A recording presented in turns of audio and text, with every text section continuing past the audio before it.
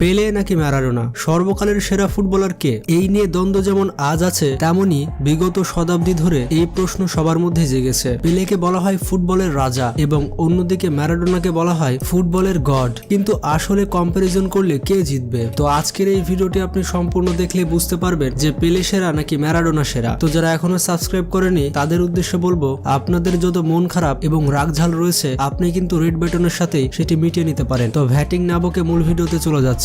Football নিয়ে যখনই প্রশ্ন এসেছে তখন পেলে দাবি করেছে যে তিনি সর্বকালের সেরা ফুটবলার। তখনই খেপে গিয়েছে ম্যারাডোনা বলেছে আমিও কম নয়। তো বুঝতে পারছেন দুইজনের মধ্যে অনেক দ্বন্দ্ব এখনো বেঁধে রয়েছে। তো প্রথমে পেলে সম্পর্কে কিছু জেনে আসি। যেমন পেলের বয়স যখন 18 হয়েছিল না তখন বিশ্বকাপে চান্স পেয়েছিলেন পেলে। আর বিশ্বকাপে অভিষেক হওয়ার পরে কি হয়েছে তা আপনারা ইতিহাস ঘাটলেই বুঝতে পারবেন। 1958 বিশ্বকাপে পেলে তার জাদু দেখায় এবং হয়ে যায় 1958 ফুটবল বিশ্বকাপের শ্রেষ্ঠ খেলোয়াড়। তিনি সেমিফাইনালে ফ্রান্সের বিপক্ষে হ্যাটট্রিক করেন এবং ফাইনালে সুইডেনের বিপক্ষে 2 গোল করেছিল পেলে। পরবর্তীতে 1962 সালে পেলে ইনজুরিতে পড়েছিলেন, তিনি ঠিকভাবে খেলতে পারেননি সেই বিশ্বকাপ, কিন্তু তারপরও ব্রাজিল দল সেই বিশ্বকাপ জিতে নিয়েছিল।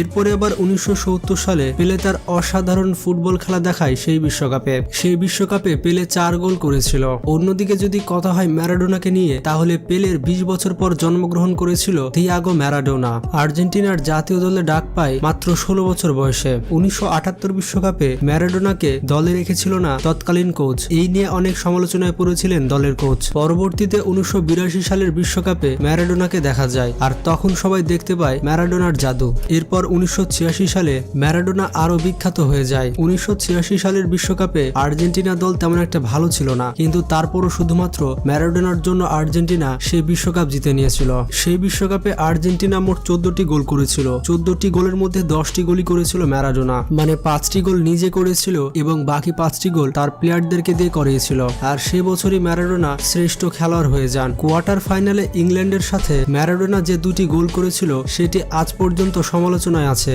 সেই ম্যাচে ম্যারাডোনা 5টি ইংল্যান্ডের প্লেয়ারকে পরপর কাটিয়ে চিতার মতো গোল করেছিল। আর ম্যারাডোনার এই গোলটি শতাব্দীর সেরা পুরস্কার পেয়েছিল। পরের আসরেও ম্যারাডোনা তার অসাধারণ প্রতিভা দেখিয়ে আর্জেন্টিনাকে ফাইনাল পর্যন্ত নিয়ে গিয়েছিল ম্যারাডোনা। তবে আপনি যদি অ্যাওয়ার্ডের দিক দিয়ে বা জাতীয় দলে কন্ট্রিবিউটের দিক দিয়ে তুলনা করেন তাহলে পেলে কিন্তু ম্যারাডোনার থেকে এগিয়ে থাকবে। যেমন 4টি বিশ্বকাপ খেলে পেলে মোট ম্যাচ পেয়েছিল 14টি, আর 14 ম্যাচে পেলে গোল করেছিল 12টি। তার মধ্যে ট্রফি পেয়েছে 3টি এবং এখনো পর্যন্ত তিনি হয়ে আছেন 3টি বিশ্বকাপ জেতা একমাত্র ফুটবল খেলোয়াড়। পেলের বিশ্বকাপ রেকর্ডের ঝুলিতে রয়েছে সব থেকে কম বয়সে অভিষেক, সব থেকে কম বয়সে গোল, সব থেকে কম বয়সে হ্যাটট্রিক, সব থেকে কম বয়সে ফাইনালে গোল এবং সব থেকে কম বয়সে বিশ্বকাপ জয়। পেলের সারা জীবনের রেকর্ড ঘাটলে পেলে তার সারা জীবনে মোট ম্যাচ খেলেছিলেন 1363টি, আর 1363টি ম্যাচে পেলে গোল করেছিল 1281টি এবং তার মধ্যে হ্যাটট্রিক করেছিল 92 বার। ব্রাজিল ন্যাশনাল টিম থেকে পেলে ম্যাচ খেলেছিল 92টি এবং ব্রাজিল দলে গোল করেছিল 77টি।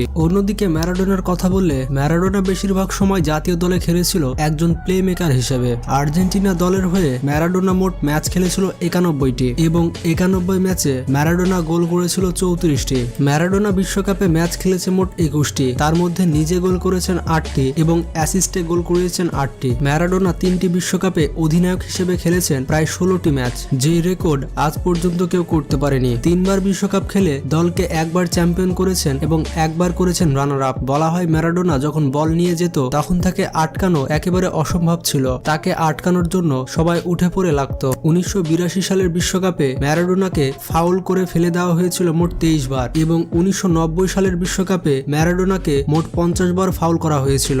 আর ইতিহাসে একটি প্লেয়ারকে এতবার ফাউল করার রেকর্ড এখনো পর্যন্ত নেই। বন্ধুরা, আপনারা জানলে অবাক হবেন 1961 সালে পেলেকে জাতীয় সম্পত্তি হিসেবে ঘোষণা করে ব্রাজিল সরকার, যার কারণে ব্রাজিলের ক্লাব সান্তোসে পেলে কাটিয়েছেন তার সারা জীবন। সান্টোস ক্লাবের হয়ে তিনি তার সারা জীবনে অনেক ম্যাচই খেলেছেন। বন্ধুরা, বর্তমানে যেমন লা লিগা অনেক জনপ্রিয় একটি লিগ, ঠিক তেমনি 1960-এর দশকে ব্রাজিল লিগ ছিল অনেক জনপ্রিয় একটি লিগ।